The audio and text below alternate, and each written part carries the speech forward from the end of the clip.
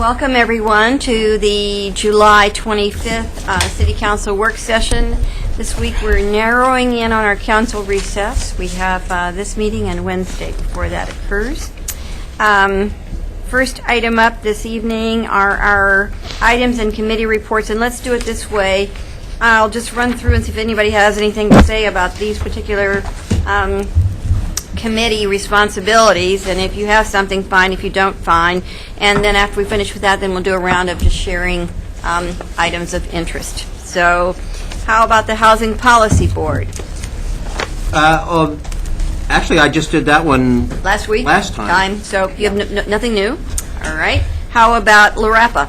Oh, I've got lots of stuff, Mayor. Okay, go for it. Thank you for allowing me to speak. So I have a bunch of background material, and I'm not really sure, in the way that we are trying to be greener. I think what I'll ask the staff to do is if they can scan it in and do a PDF. I'll give it to you at the end of the meeting. But pretty much this today was our evaluation of Merlin. We barely had a quorum. We had 5 people. So we decided to hold it off till September because he was going to forego any raises or any monetary increases, and so he didn't feel it was necessary. It wasn't time sensitive. And in discussing his evaluation, he referred back to the key issues for El Rapa and the successes, and so that's what I'll be giving to you guys. It was a pretty good meeting today. Janine Parisi who is now a representative from the city to be on the El Rapa board, is actually a very good contribution to the board. She asked some pretty poignant questions after her time at Lane County. And actually, she was an intern at El Rapa, so she knows a lot about the workings of both. So one of the questions that she posed to Faye, and I need to be careful, I don't mean any disrespect, because Faye hasn't gone to ask his commissioners yet, and we don't know what direction it's going in, but this is the kind of innovative thinking that they're doing. Lane County was unable to pay their El Rapa fees. He was feeling very sad about it because, they're doing reductions in FTEs. We're going to be having 2 retirements this year, and he was feeling some ownership to that. So Janine Parisi asked, and I didn't realize this, and I've said on the board for a couple of years now, that the fines that are imposed by El Rapa actually go into the county budget.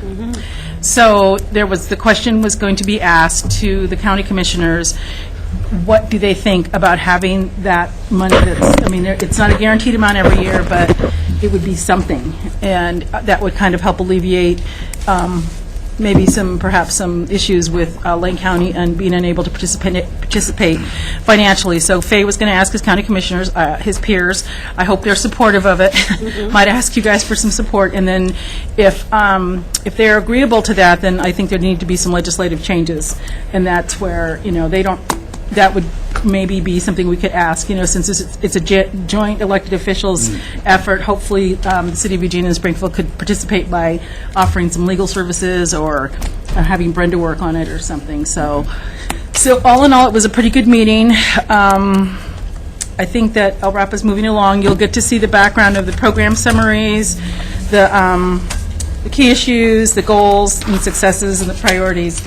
And Merlin really did a nice job at Attachment A when he separated the things that El Rapa is aligned to do. So that would be all for now, Mayor. So I did see something in the paper about the opportunity for people to purchase better wood-burning stoves that LaRapa is making available. So there's been a program in Oak Ridge that they've been doing trade-outs, and they got money from the federal. I didn't see the articles. I can't speak to it all. Sally Marcos. Not Sally Marcos. No? I can see her name. I can see her face. Not Sally Struthers. Jesse Raphael. It is Sally Marcos because it's not Sandra. Excuse me. She's been working very closely with Oak Ridge, and they've actually addressed some of their air quality issues by having the old wood stoves traded out for pellet stoves. That program was pretty much earmarked for low-income areas. So they worked a lot with St. Vincent de Paul to identify people, and then, had to come up with some dollars. So, there is those opportunities, and El Rapa's, continually pushing to try and see what they can do to affect the bottom line of the air quality in our community. So. Thank you. Mm-hmm. And is George Brown on the... Hi, George. Yes, I am. You have anything you want to say about MWMC? Yes, I do, Mayor. A couple things. Okay. On June 10th, we received some information. We didn't really discuss it too much, but we had a lot of written background material about the kind of an update on the Biosocol Farm poplar plantation. They're doing a RFI, which is a request for information. This is a step that they're going to take prior to RFPs. That's to find out what the industries.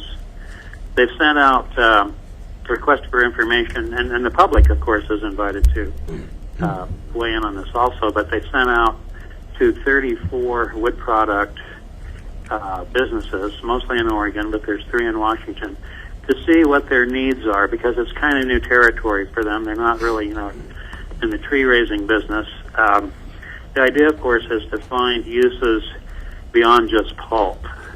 That's primarily how poplar is used in the Willamette Valley, and that's really the lowest value, the lowest return. There's almost no value added.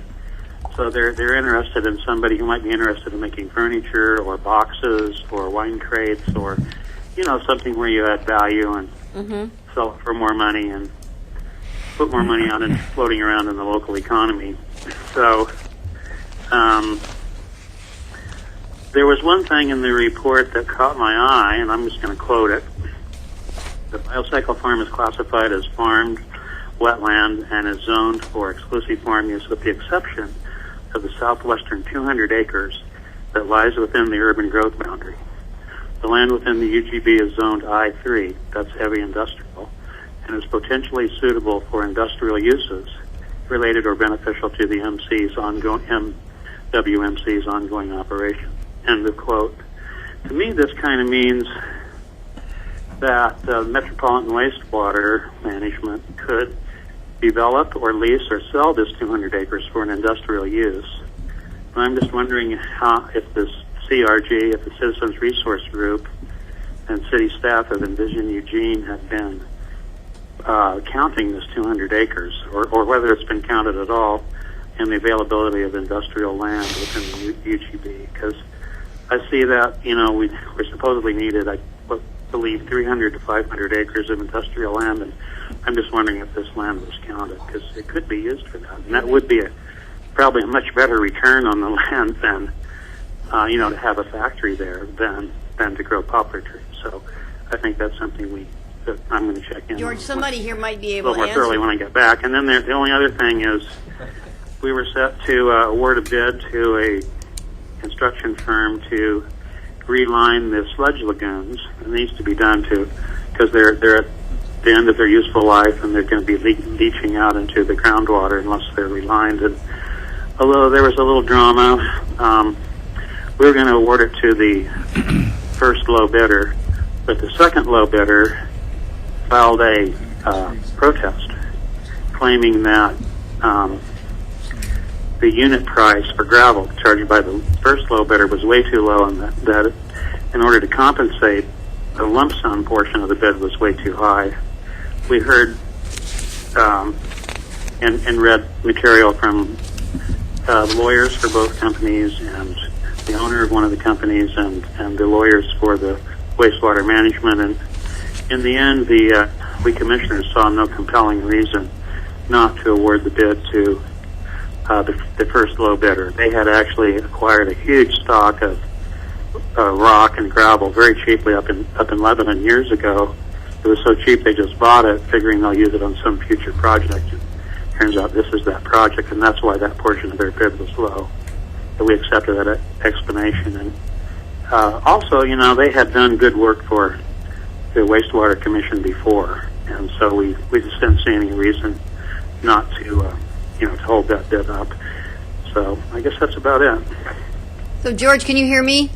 Yes, I can. So what I was going to say is I know that we've looked at that industrial property for several things in the past where people were looking for property. So I know it's been looked at. I'm assuming that it's within the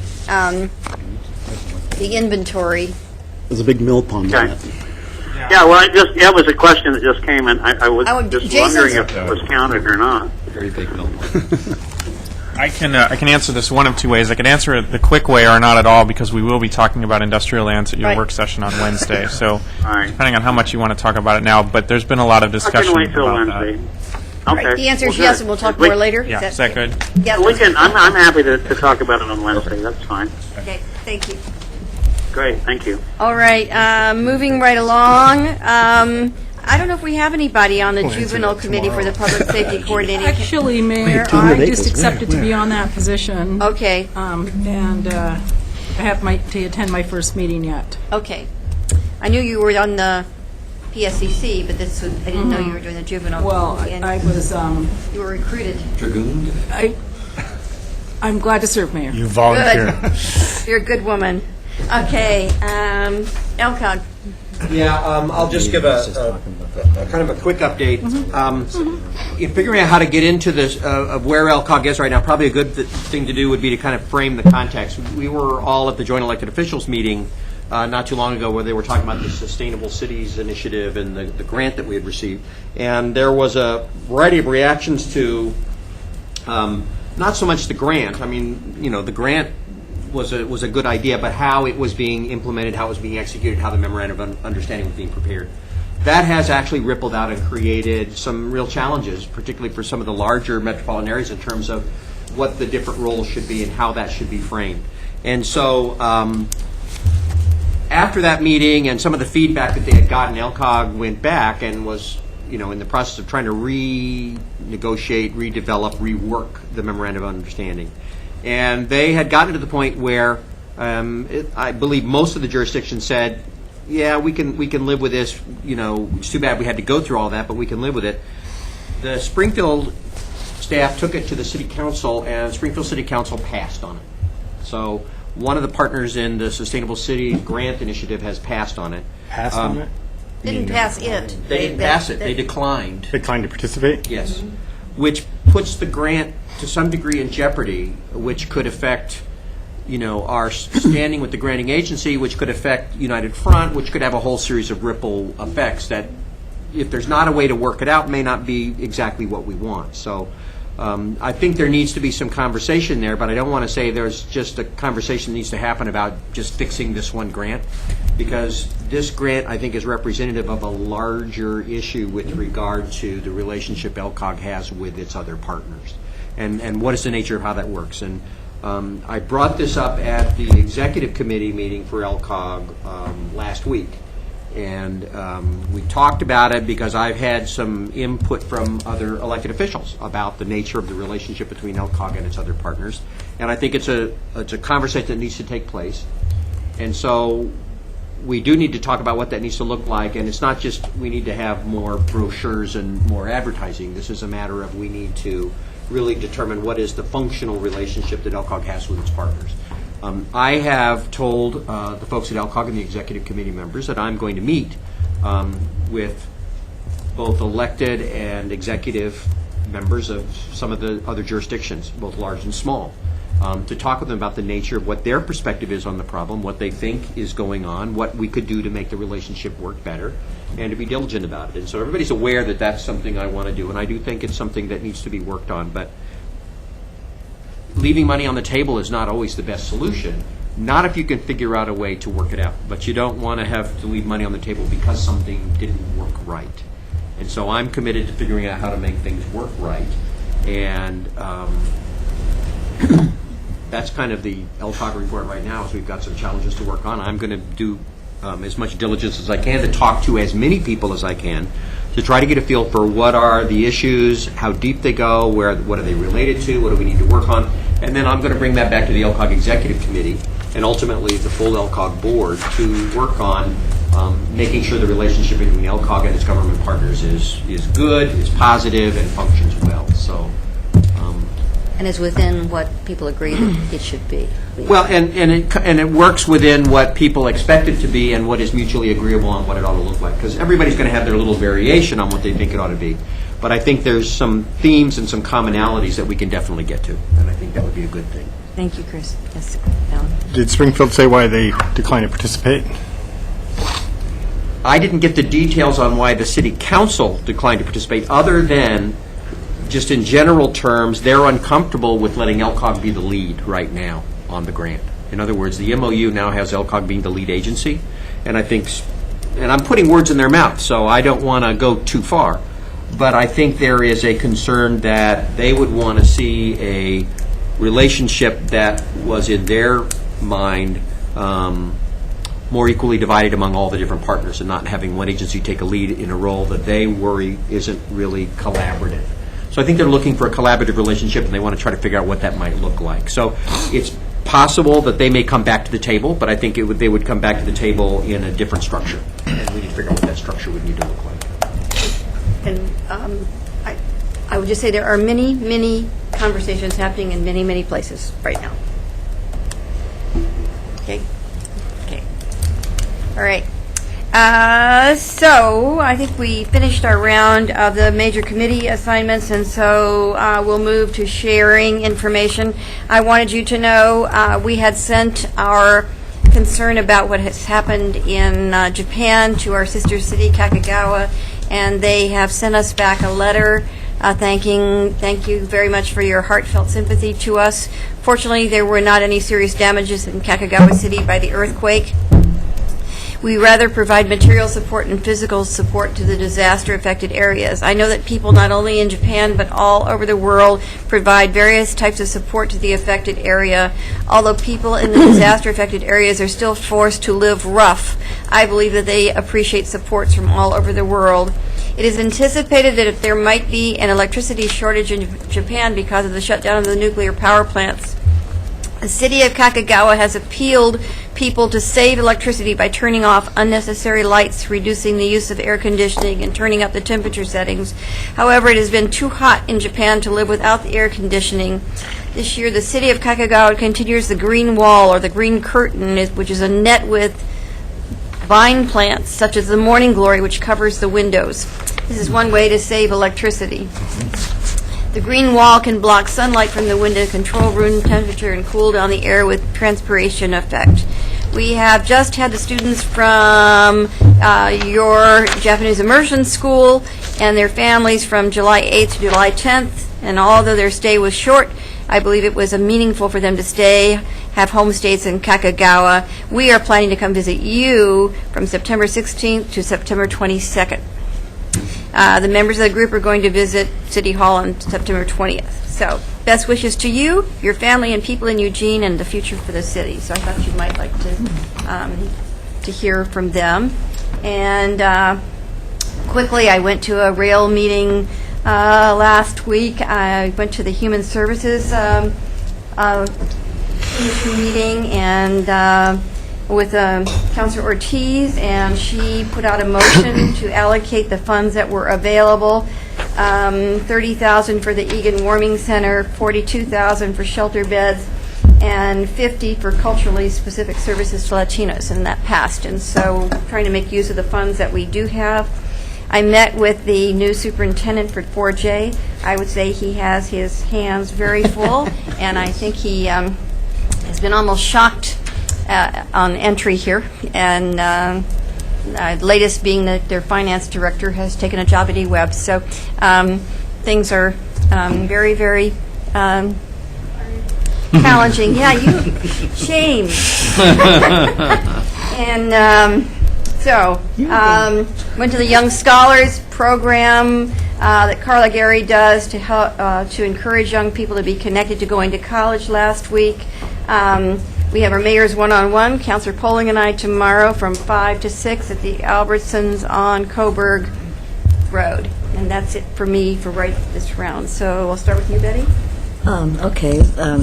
My committees haven't met, but I went to the symphony at Cuthbert, and it was absolutely wonderful, as it has been the 3 years they've had it. And I think it's really a great thing that our city is doing, our recreation and culture department. Not only is it a great evening for all the people who attend, but I think it brings out some people who ordinarily wouldn't go to that sort of thing, and it's helping build our audiences for the future. It's helping acquaint people with musical events, and I think it will be good for all the arts and culture events. It's really a really a good thing. Terrific. Thank you. Alan? Sustainability Commission did its retreat in two parts. We had our second part on Saturday before last, and developed the work plan. Well, the sketch of the work plan. It'll be worked out through emails. Came up with an interesting way to do a work plan through a matrix. So more on that when we get a draft of that, and they'll be bringing it back to the council. And then, of course, they had their regular meeting where we heard quite a bit from the EWEB folks about their resource plan that they're working on. It was one of the main topics of that meeting, and that's potentially will be a topic of conversation when we have our joint meeting with the EWEB commissioners coming up in September sometime, I think. The Fairmont neighborhood had their ice cream social in Washburn Park on Saturday, the rainy Saturday. The organizers thought, well, at least we can sit here and talk to each other, because neighbors don't get to talk to each other very often. But we ended up having actually a really good group, including the mayor. Did you enjoy ice cream too? I was a scooper, so I had some ice cream too. Sticky job, but it's kind of fun, especially the little kids when they come up to you and want. And they look at the ice cream and they say, you can have anything you want. And they say, well, get me one of everything. And then their parents step in. And unfortunately, the folks that owned the Washburn house, the lady that owned that house passed away, and they just did an estate sale on that house. So I actually got to go The Bartels? into the Washburn house. Bartels. I can't remember. She was about 90-something. Beautiful house, actually, very, very historic, the Washburn. They donated Washburn Park to the city a long time ago with the proviso that no structures be built on it. But it was their front yard. And they also owned, I think, a department store downtown. The Washburn Building was the building. And so a very historic house and very, very cool house. The rooms kept going and going and going. So it's 4 stories, though, right? Yeah, it's 4 stories if Has you a count the pool. basement. Yeah. Right. Yeah. It's a huge house. It's very cool. It sits up kind of on the hill above Washburn Park. I also got to attend the symphony in the park at the Cuthbert the other Saturday on the 16th. That was really, they did a marvelous job. It was packed. Saw John there, saw Betty there, and it was a wonderful event. It turned out to be that break after the ice cream social. It poured and then it stopped, and then they had the concert, and it was beautiful the whole time. Magic happened. Yeah, it was magical. And I think that's about it. Pat? Thank you, Mayor. Dr. Taylor, I spent some time at the Cuthbert a couple of weeks ago also, and what a wonderful facility it is. I saw Jethro Tull, which took me back a few years. Third time I've seen Jethro Tull. Little less calm, perhaps, in the symphony. Speaking of school district superintendents, Colt Gill has done a pretty noble thing just recently in turning down his deserved raise and volunteering to work his furlough days at no pay throughout the next school year. So Colt's been an outstanding superintendent in Bethel, following big footsteps of Kent Hunsaker, but doing an excellent job and just stepping in at the right time whenever he's needed. So my thanks personally to Colt and just the excellent job that's happening in Bethel School District. The manager, the MUPT has dropped off the agenda this week, is that correct? That's correct. Okay, so we won't be discussing that tonight. I had a few things to say about that. But I'm going to talk about Councillor Pryor's ward a little bit, which there's a portion of your ward that's really closely adjacent to mine. That's at the corner of west of Green Hill Road and Royal Avenue. Beautiful wetlands area that when I was on the council the first time, we dedicated the wetlands out there, removed the berms from the A2 channel and also from Amazon Creek. Really has been reclaimed nicely. And Debbie and I, as soon as she's recovered from her hip surgery, we walk in a couple of miles a night, and that's where we choose to walk, right out in your ward. And it's amazing how much you see out there. It's gorgeous. And as you get close to sunset out there, I've seen a bald eagle out there. There are herons and egrets, kingfishers. There are lots of otters. We've seen 4 otters in the Amazon Creek. So there's an awful lot going on out there. So if you've not been to that portion of Councillor Pryor's ward, I would like to invite you to go. It's beautiful. It is absolutely stunning. The bike path is wonderful, and there is a link down to Terry Street, which links the entire Bethel neighborhood into the bike path system there. So it's very, very nicely done. And I mentioned one time before that the bike path, the Fern Ridge bike path, if you take a look where it crosses Green Hill Road, on the other side of Green Hill Road, following the A2 channel all the way to Fern Ridge, I believe it goes all the way to Fern Ridge's City of Eugene Park. And it's a beautiful walking area through almost semi-wilderness area. And it's just a really beautiful part of West Eugene. And someday, I'm looking forward to when that is further developed as a park, so we can really fully utilize what is a beautifully reclaimed wetlands out in West Eugene. Very, very proud of that. So, thank you. George? Just a reminder that next Tuesday night from 5 until 9 is the National Night Out, and I understand and there's 60 people so far signed up to ride the buses, so it's going to be a good evening, as usual. And then on Thursday, this coming Thursday, I'm meeting with David Sonicson, and we're taking a walk from the Alton Baker boat ramp east to Leisure Lane. My understanding is that there's a part of the bike path, pedestrian path in there that is going to be turned into concrete. And he's concerned about that, so we're going to walk it and see what the condition is. So if you could try to get something back to me about the plans that we have on that and how long it's been in the making and that kind of stuff, so I can have a little more information when I'm taking that tour with David, I'd appreciate it.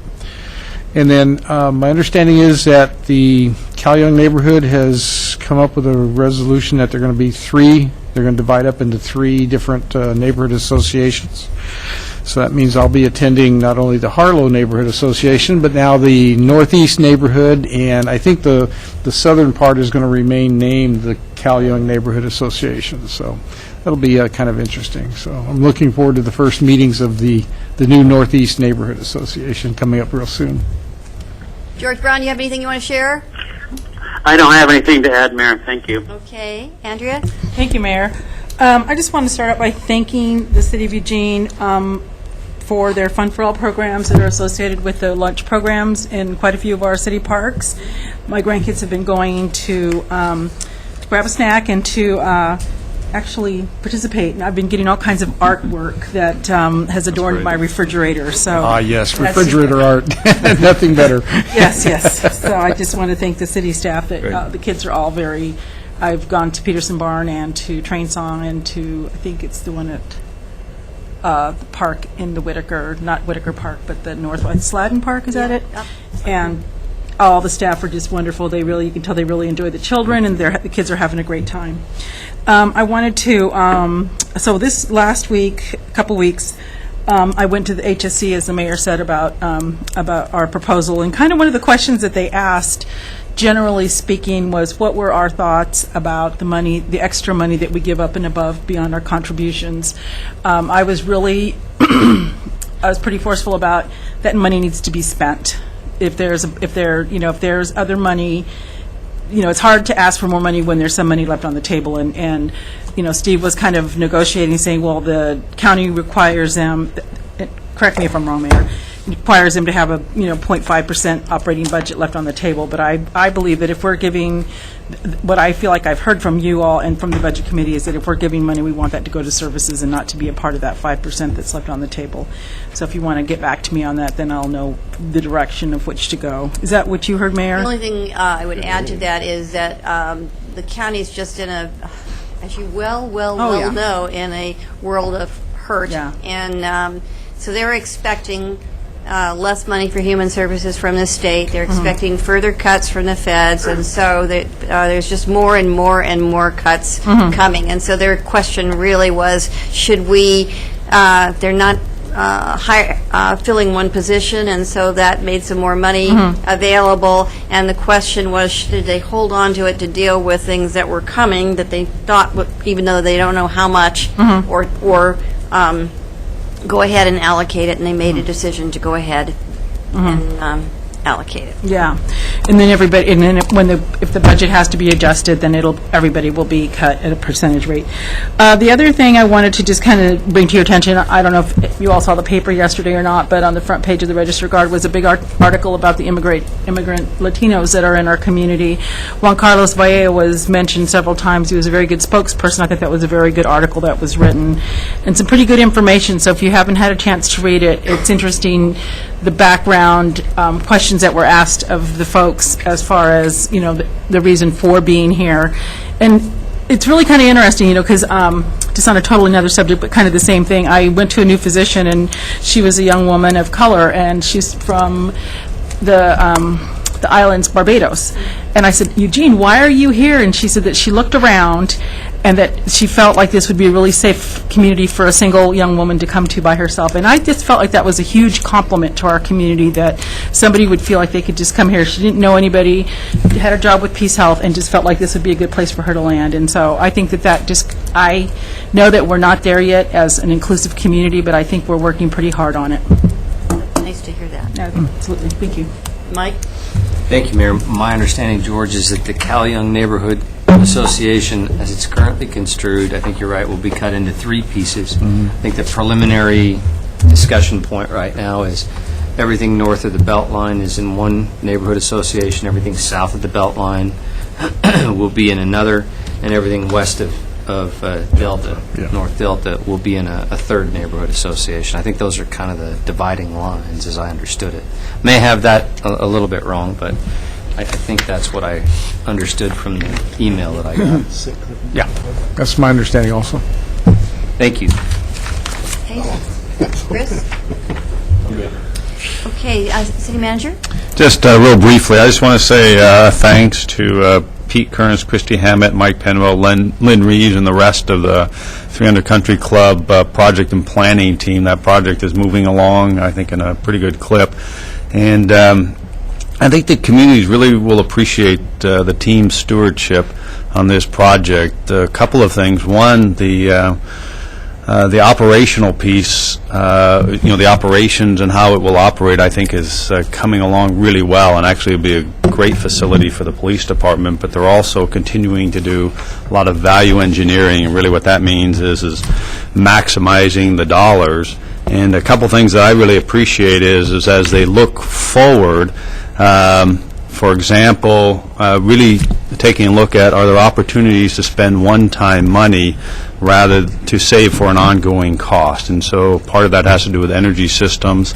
Some of it's maintenance. So, for example, while the project could get by with just repairing the roof, we're actually going to add a couple of dollars to go ahead and replace the entire roof, so we can save on a future maintenance item. So they're looking at those kinds of things. So I just want to let you know that we're moving forward, still planning in the first quarter of 2012 to have the ribbon cutting. They're doing a great job on the stewardship side of things and really moving forward. So Within budget. yeah, yes. Well, two pieces of... Yeah, no, but I think it's a great question because there's 2 pieces to it. One is the original scope, and the second piece is I am authorizing some additional dollars to do some of these advanced things in which we can actually save money rather than accumulate dollars in the future to do some maintenance that we'd normally have to do. The roof is a good example of that. So when we get the accounting of that, will we see where that... Because we had an authorized $16 million. Yeah, I think there was a $16 million authorization. So yes, we will give you that full accounting. But I think for part of the message, what I want to say is we're doing, I think, a really great job of trying to anticipate and do that. So We're going to go to the next item, but before we do, there are just a couple things that we've been hearing a lot about that maybe some of you don't know. We've been getting a number of inquiries about whether we're going to be interested in the plastic bag issue since it didn't pass during the legislative session. So that's, are you going to do it, Eugene? And I had an inquiry about, and I don't know the answer to this one, City Manager, that about the issue of abandoned homes, people that the bank doesn't seem to own them and people have left them and they're had talked about in some of the pancake lots, and so things are happening on those pieces of property that nobody's taking responsibility for. So, yeah. So I'm just a couple of those items. Okay. Yes. Speaking of the plastic bag, I was doing a little research on that, and I'm still doing that, but I plan on probably putting forth a work session poll on that particular topic for council. Okay. So let's move on to the next item on our agenda today, and this is another discussion moving forward on ward redistricting. City Manager? Thanks, Mayor. And Kelly, will you be taking this? Kelly and Jason? Okay. Turn over to you two.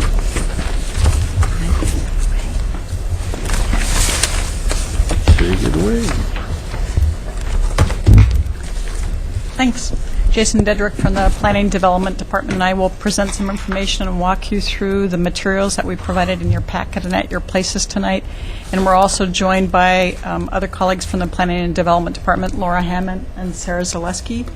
And if there are questions or if it's important to share information about what we're doing in terms of public outreach or about the way that we're making maps and data available, they can answer those questions and provide that information. So I'll provide sort of a high level, and then Jason's going to walk you through the scenarios. What we wanted to do is let you know what a good outcome for staff would be, and start there. And a good outcome for us would be to obtain direction from you tonight on putting one or two specific scenarios out in front of the public for feedback in August and early September before returning to you in September. And you have a tentative schedule for a public hearing on September 19th, which would be followed by a work session for refinement. And ideally, at that time, you would provide direction on adopting a particular set of new boundaries with formal action through a resolution in October. And what staff has done since the last work session in June is we took the criteria that you provided, and those again addressed population. You also were pretty clear that you wanted us neither to protect nor to punish incumbents, and so we tried to be blind about that as we developed scenarios. You also asked that we use geography and other similar kinds of landmarks as features that could be used to assign boundaries or propose boundaries. And then also that we try to minimize changes and take a modest approach where possible, at the same time looking to try to equalize population as closely as possible. And so we've tried to do those things. When we talked to you earlier, we thought we might be able to bring you a handful of scenarios, but to be quite honest, that got to be really challenging given the criteria, and so we've provided our two scenarios. One you can see is a pretty modest change, and then there's an alternate scenario, and Jason can walk through those.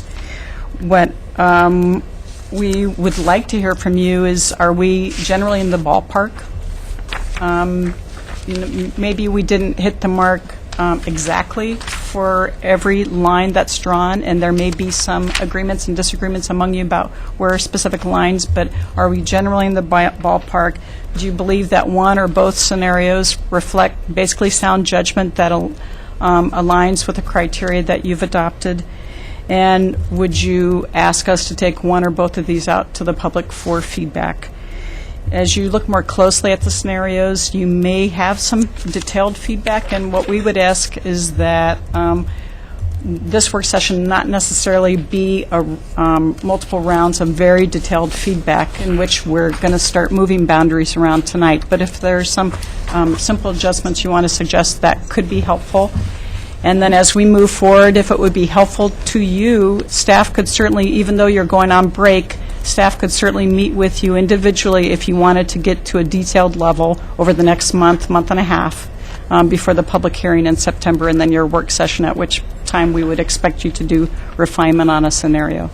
And with that, I think I'll turn it to Jason so he can walk you through what the scenarios are about and what the changes would be.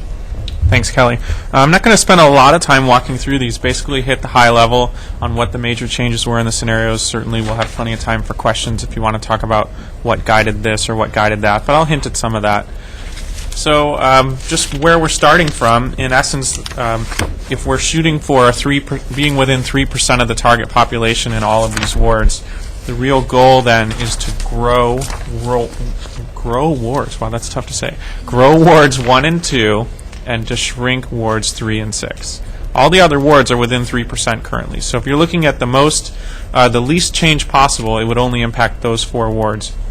I can tell you one of the things that we've learned in going through these is that because of the how our wards are arrayed, there's a certain limit to what you can do. If you can imagine if they were all arrayed in a wheel and all touched in the middle, there would be more options for how you could move things. But when you have some that are more geographically isolated than others, that gets to some of the limitation that has produced 2 scenarios rather than 10. So this is where we start. And then, so if using those guidelines of growing 1 and 2 and shrinking 3 and 6, there's a rather straightforward progression from there on how to do that. So 2 needs to grow, 3 needs to shrink, grow 2 into 3. 4 and I'll skip over here for just a minute. 4 and 5 are very close in population already. There was a small change to bring a small portion of this area from 5 into 7, which shrunk 5 just a little and got it to within even closer, I think, to 1.5%. The other major thing was Ward 6 needed to shrink, so Ward 7 grew in here. And then once Ward 7 grew, it needed to shrink, and Ward 1 needed to grow. So Ward 1 grew here, and so this line, this dark black line is the existing boundary. The green color is where it grew into. So Ward 1 grew this way, and it grew this way. There was a small change to Ward 8, mostly that had very little change in terms of the population, but put the boundary more on major streets rather than along the Amazon Channel. That more or less is the summary of Scenario 1. The changes are fairly minimal. All of the wards are within, I think, 1.6%. With the goal having been 3, so did fairly well on that front, and tried to stick to the criteria as much as possible. The one other change I'll note is that Ward 2, in growing Ward 2, it made sense for us to come up to 24th, and in doing that, it took a slightly larger chunk of Ward 3 than we actually needed to, and so the adjustment on Ward 3 was to then grow it out to Willamette. So the western boundary of Ward 3 is Willamette all the way north, which I think aligned us a little better with some neighborhood boundaries too, as I recall. So that's kind of the quick run-through of Scenario 1. We had several ideas for what other scenarios might be, and in exploring some of those scenarios, they ended up coalescing around this one. There were several different ways to think about this, and they all kind of grew together into this one. 2 of the major driving forces on this scenario were, we had heard comments about Ward 3 and the student population that is centered right here, and then also about Ward 5 in the northern part of the city, and perhaps having Santa Clara be as part of one neighborhood or one ward. So those 2 things actually work in concert to be the driving force around this scenario. So taking Ward 3 across the river grows that substantially, obviously shrunk Ward 4 in terms of population. Ward 4 then needed to grow west into 5. Then Ward 5 was too big and it had to go west into Santa Clara. Ward 7 came across the river because it had shrunk up here. Same kind of change over here. Ward 6 shrank. Ward 7 grew in that area. Very little change to Ward 8 except for this change right along here. And Ward 1 needed to grow, and it grew east into Ward 3 because Ward 3 was across the river. So that's kind of the high level of Scenario 2. Obviously, it's more change than Scenario 1. Gets us, where did that get us? I think the largest discrepancy here was 2.3%, so all of them were within the 3% criteria, just a slightly different, or depending on your opinion, more significant take on the scenario. So these are kind of the 2 big ones. we took a look at some of the demographics involved with these shifts, found that much of our areas of interest in terms of population and different segments of our population remained almost identical under both scenarios. So in terms of kind of where different populations were in town, student population and what wards, those kinds of things were relatively similar to our base case or our current wards. So that's kind of the quick overview of the two scenarios. Do you want to show the web app? Yes. Maybe Let's. just to Oh, talk I a little don't bit have that unhidden. We can show that. We've created a. Well, I'll let you talk about that real quick. Well, we're working on it. Just to briefly talk a little bit about how we're trying to make maps and data available to make the process as transparent as possible. We've let, through the city's website and through inquiries, we've let folks know that we can actually provide the data directly to them if they want to draw their own ward boundaries, and I believe we've had 2 requests for that information, so that's happening out there. Additionally, our staff team is working with the Information Services Division to develop an application so that as these go out for public scrutiny and comment, that people can go onto the city's website or to this web application and can grab both census data at a census block level and then look at how the different scenarios compare with the current ward boundaries. And the idea of that is that people can see for themselves what some of those add up to. Is that ready to go? It's not ready to go today, so we're waiting for further direction from council, and then there will be some refinements. So we would hope that we're crossing our fingers we can get it out there within a couple of weeks.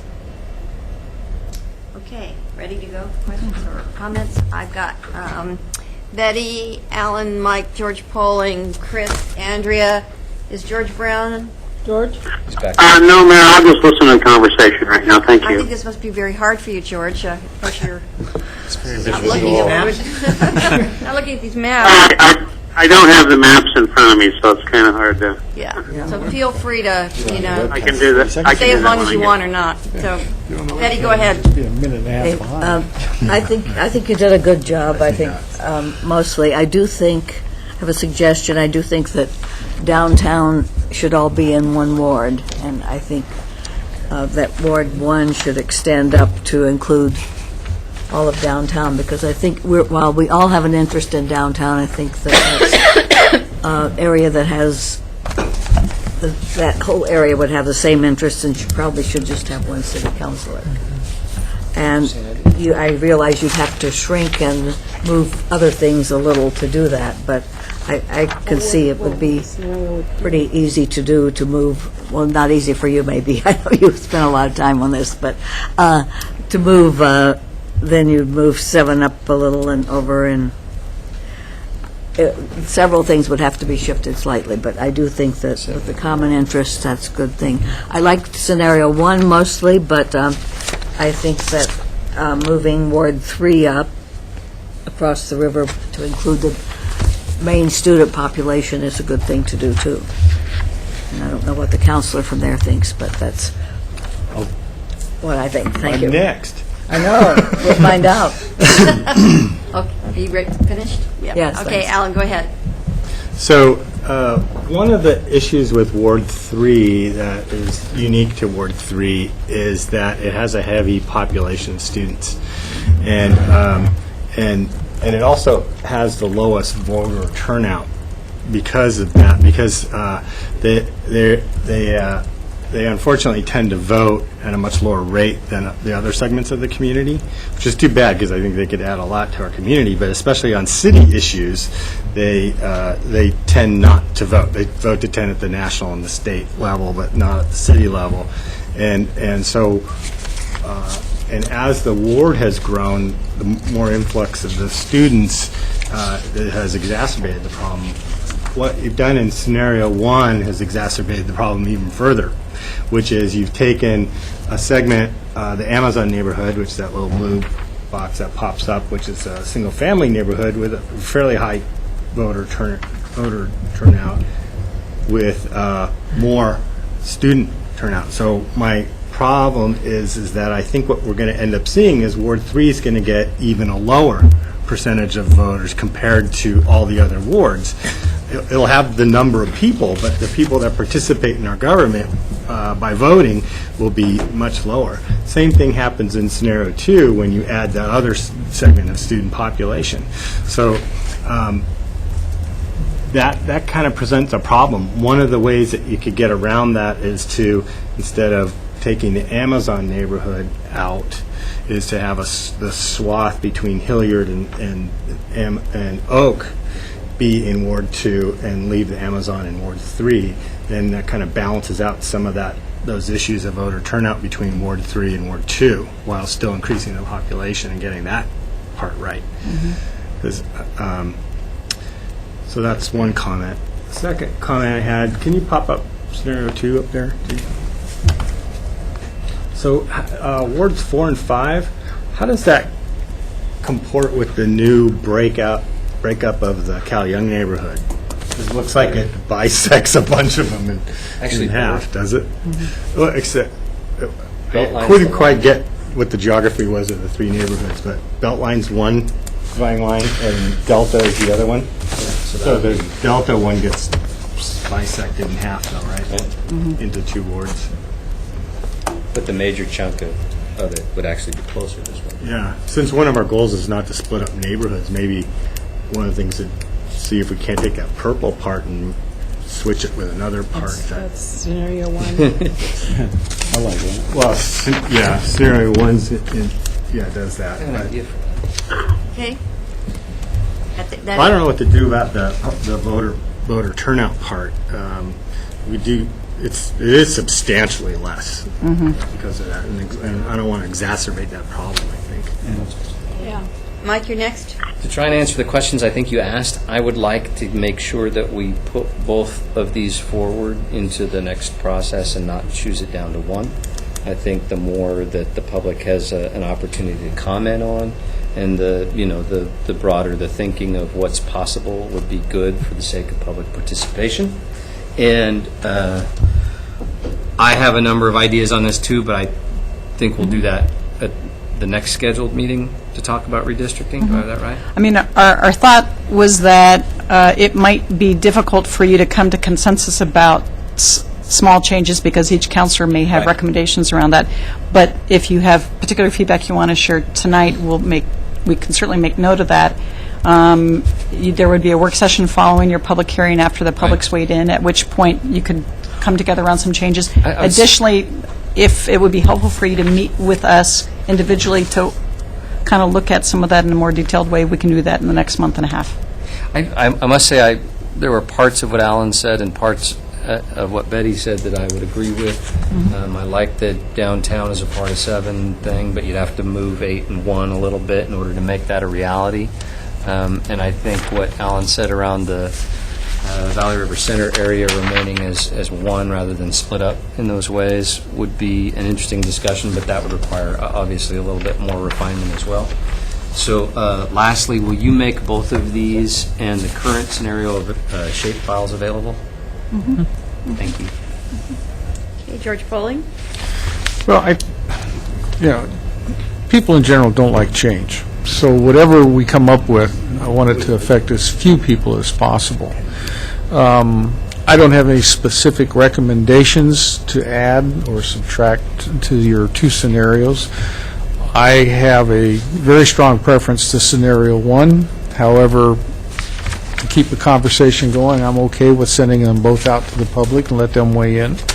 I, too, am concerned about and I'll call it student-age population, because there's a lot of young people that live in the apartments down there at Kinsrow that are not students. They're student-aged.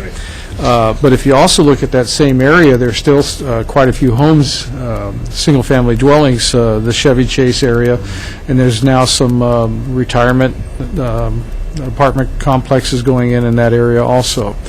So, and I think that the number of people that actually stay living in this area doesn't change as drastically as the student housing area that Alan was referring to in his ward, because you go by there and there's always people living in those apartments down there in the Kinsrow area. It's not just around the school year time. So, like I said, I favor scenario 1 as way you have it drawn up, because I think it does affect fewer people in the long run.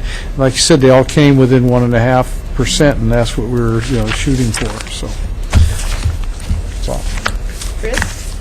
Thank you. I appreciate the real thoughtful work that's gone into this, and I'm actually intrigued by the two different scenarios, the low-impact one and the more, I'll call it, creative one. And I think there's a logic that I could see in both, which is why I don't have an answer for you, but I will talk in principle. These are the principles I would want to see reflected in here. And I agree with a lot of the principles that have been expressed so far, one of which is, you want to have the least changes if you don't need to. If you want to make a more significant change, there has to be a logic behind it. So I'm thinking, well, what is the logic? And is it a logic that I would follow through on? One logic that I would wonder about, and it's the one that Alan brought up, is if you reshift Ward 3 in order to have all the students into one ward, it does have the effect he talked about. But another one that occurs to me, and it could actually affect other wards, and it would one I would resist, is the notion of beginning to segregate populations into specific wards. Let's have one ward represent all of downtown. That's a segregation. Let's have all the students be in one ward. That's segregation. I think there's actually a benefit in having students across two wards, because now you have two counselors who have to think about their student population. If you have downtown in two wards, you now have two counselors who have to think about downtown.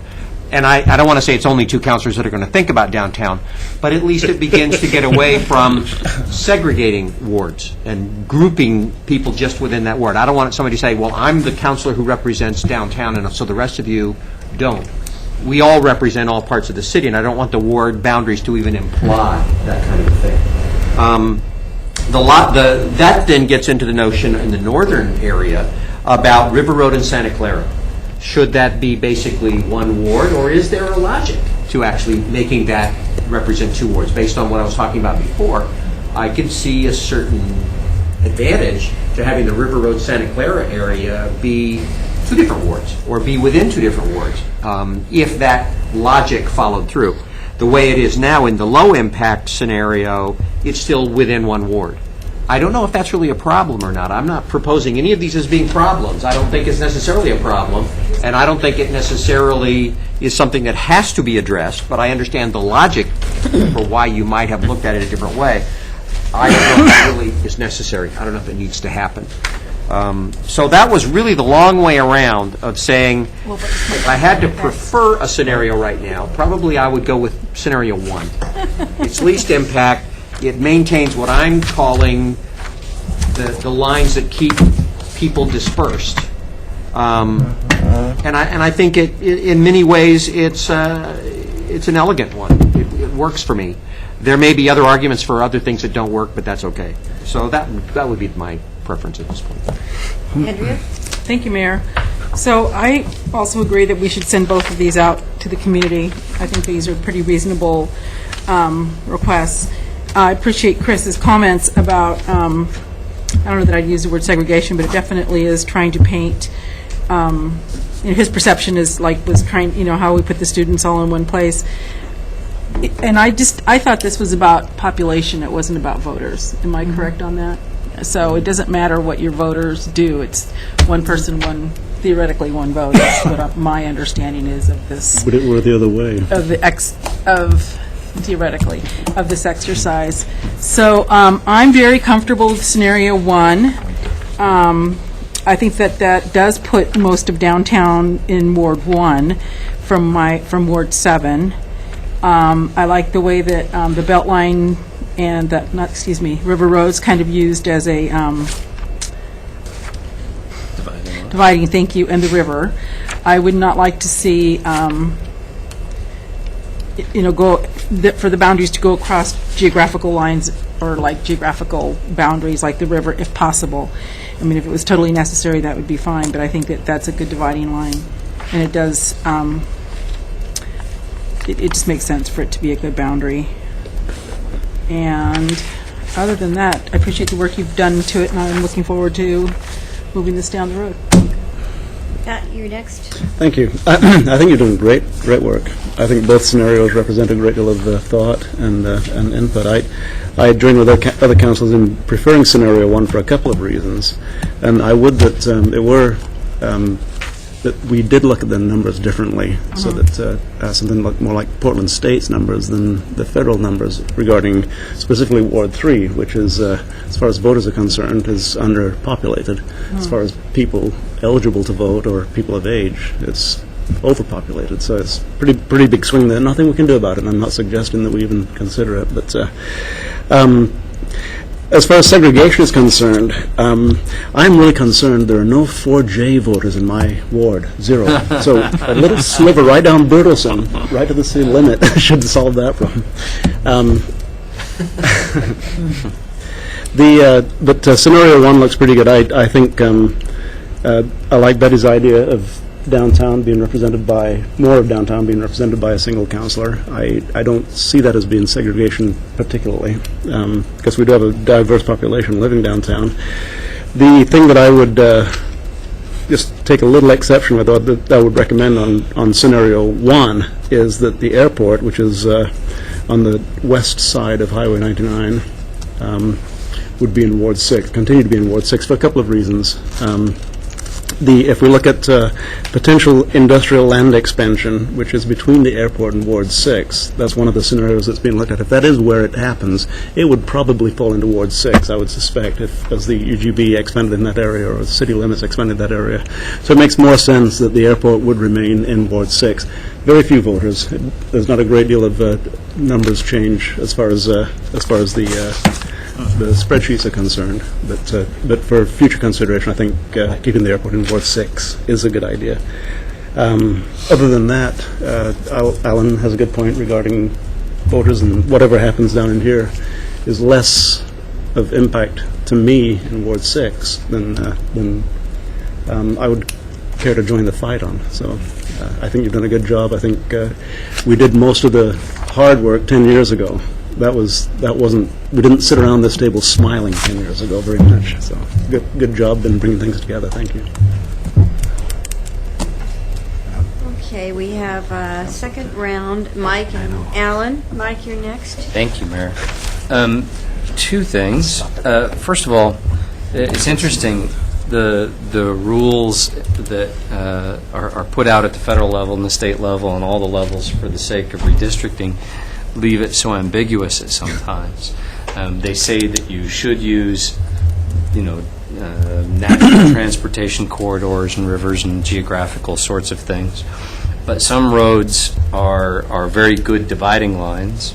For example, I-5 is a really good dividing line between Eugene and Springfield, but some roads are backbones, and they could be the same road because I-5 is a split between Eugene and Springfield, but it's a backbone in Creswell. And one of the other pieces that most of those things say is that you should intentionally not try to divide communities of common interest.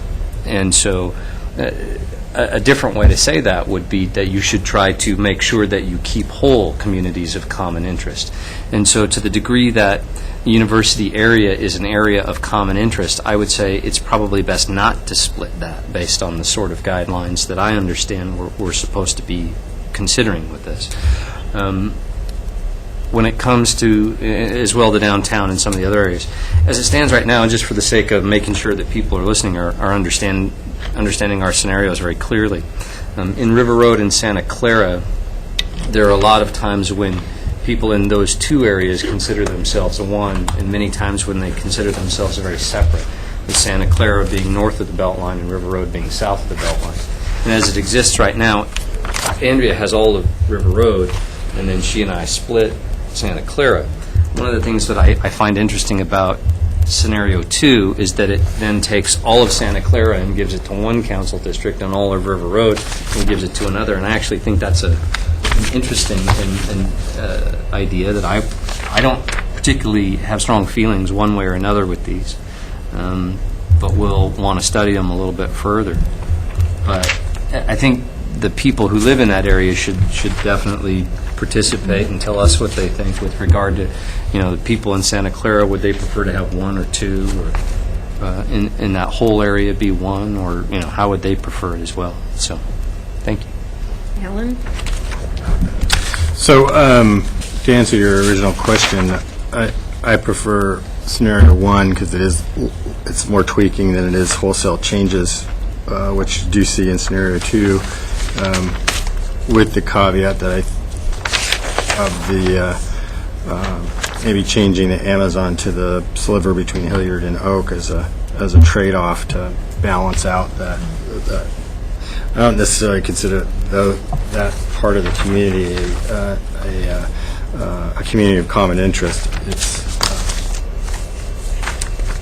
And I do think it's very real that there's a voter turnout issue in Ward 3, and exacerbating that problem is probably not good for the long term of the city. That's why I was making that suggestion.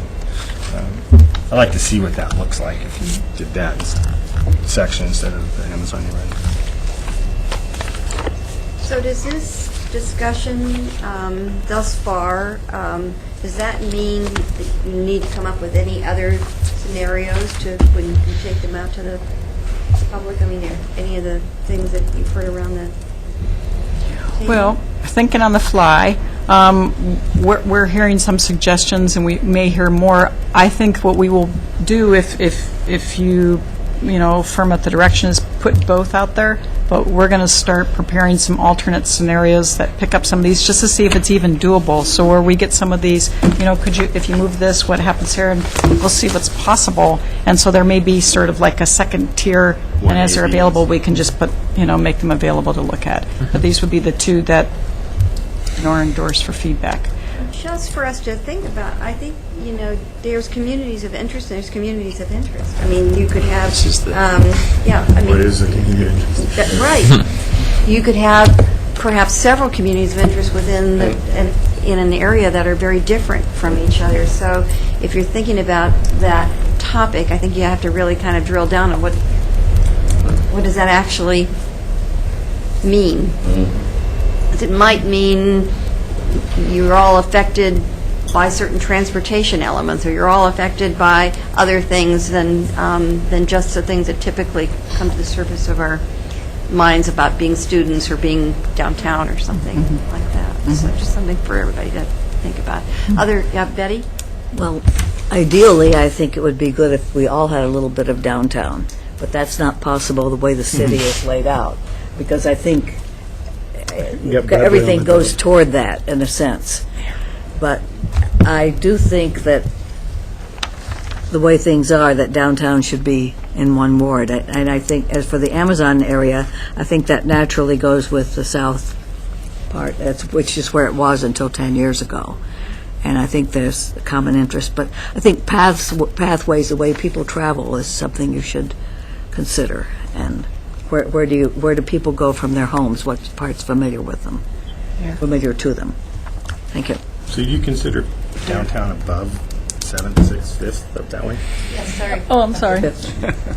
Yes, Andrea. Oh, is it my turn? Is Betty I have done? my hand I don't have anybody else in the queue. Okay, so that's I've fine. been Well, I waving my just hand wanted down to here. make just kind of a little statement, because even though we're elected in our wards, I truly believe that all of us feel like we represent the whole city. And I know at times, people check in with us from different parts of the community, and and I personally have tried to make it my point to contact that counselor and say, hey, by the way, Joe Smith has contacted me about this issue, and whatever the outcome of that conversation is, the way we go, this is good for voters, but I think that all of us are committed to representing the whole city, including the mayor. So I just kind of wanted to say that, because I do think that all of us do. George Foley, I think you were waving your hand. Yeah, thank you. Actually, I see both of these scenarios as a starting point. And, some of the counselors here have made some suggestions for minor changes, and, going out to the public for more input, there may be somebody out there that has a better idea than both of these. So just so the public knows that what you're seeing, these two scenarios, are a starting point. And, we're open to suggestions. And I hope the people that are really concerned about this weigh in and with their recommendations during this public input period. Chris? Just a last thought. And in listening, segregation is too strong a term, but the basic concept, which is if it ain't broke, don't fix it too much. I think we do need to fix, but I think we need to fix in a way that's kind of reasonable and logical. And I couldn't agree with Andrea more. We need to represent the entire community wherever the boundaries are. So I think as we outreach, there's an advantage to saying, how much do you really want to change? If we're really looking at a relatively minor population-based adjustment, just how much do we really need to make? Do we need to do a lot of changing, or can we make this work? And maybe you only have to do a big change every 20 years. All right. Anything else you guys need from the council? Enough? Well, I think we were hoping to Motion. get very clear with how we proceed, option 1, so that would be helpful to get that. Is George still on? George? I think he's still there. Yeah, I'm still here. Okay. Well, You get the second in a minute. You got something you want to say now, George? now, because I don't have the maps in front of me, I'm really looking forward to seeing them when I get back next week. And I am I understand from scenario 1, a lot of downtown has been added to Ward 1, and I like that idea. And part of it is just personal in my situation. Is that, I've worked downtown for 40 years and know a lot of the people down there, and it's kind of part of my turf. I just feel that way. And so I'm really happy to have that added. I think historically my predecessor downtown was in her ward. Mm-hmm. She was the counselor for Ward 1. And I'm happy to see that as one of the possibilities of adding it back. And I do go to a lot of the downtown neighbors meetings, and of course familiar with all the issues downtown. So I'm kind of happy about that. And that's really all I have to say. Okay. Thank you. We're going to put a motion out now. Okay, I move to proceed with option 1 to obtain additional public input on ward boundary scenarios with council action on final ward boundaries in early fall. Second? What Betty put forward was only scenario 1. You didn't So option 1, which is to put both of these put out. both of them on. No, all right. Stand corrected. It's option 1 is both scenarios. We're good. So putting both scenarios forward. Mm-hmm. You need a second, George. He did. Did it. Second? You did? Okay. Other comments? So when we put these out, these are explained to the general public that these are scenarios or examples of what we could do. What do you think about these general ideas? Not these are the boundaries, pick one or the other. That is correct. And so somebody could conceivably come up with a better idea, but I think what it will do is drive the discussion that, absent a very different sort of proposal, that you may well adopt something that's somewhat similar to these, but that they could, have some, further changes. I mean, it will sort of set that discussion. Right. And will we have the redrawing software available before the public hearing so people can Yes. come and say, here's my idea, and they hand it to us? Yes, and in fact, those who can do it on their own can obtain the information from us now. And in terms of the web app that we're working on, that will be available well before the hearing. Will the web app be able to like move the line and it'll add up the population? I'm not sure that's quite what it'll do, but Sarah can explain what it will do. It's not moving lines, it's just being able to see what the trade-offs are. Grabbing areas that have certain populations and then adding them. What's the population here on this scenario? What's the population here? So you then make some judgments about that. Oh, you won't be able to create your own little map. We're not giving somebody a stylus to work on their computer to do that. What they'll be able to do is look at these scenarios and the base scenario, which is current wards, and they can see it at the census block level, what the population and the lines look like. Happy to talk with you later. Right. And then if folks want to draw them, we provide the information to them, and they can draw them on their own software. Their own software? Well, some people have that capability to do that. Yeah. Really? They've already asked us. Yes. Right. You just be able to total it. Okay. I do think that Alan's point is really important, that as we put these out, that we don't give people the impression they're to choose one or the other. I think that's a really important thing, 'cause that'll be the place that people kind of naturally go is, do you like this one or do you like this one?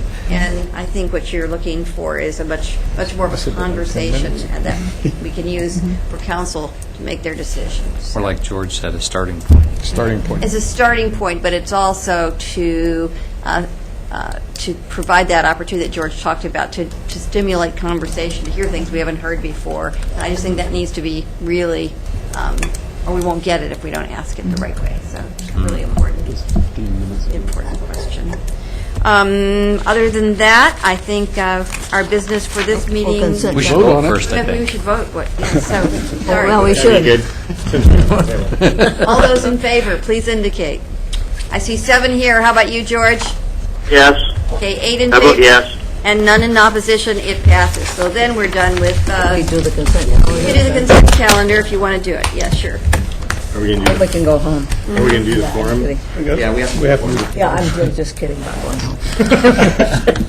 I move to approve the items on the consent calendar. We need a second for approving the items on the consent calendar. Second. Moved and seconded. Seeing nobody with... I made one correction by email, but small one. One correction. All right. All those in favor, please indicate. Yes. Okay, 8 in favor and none in opposition. It passes. Thank you. All right, so we're done with them. We'll be at the forum at 7:30. Does George know when he's voting on anything? Does George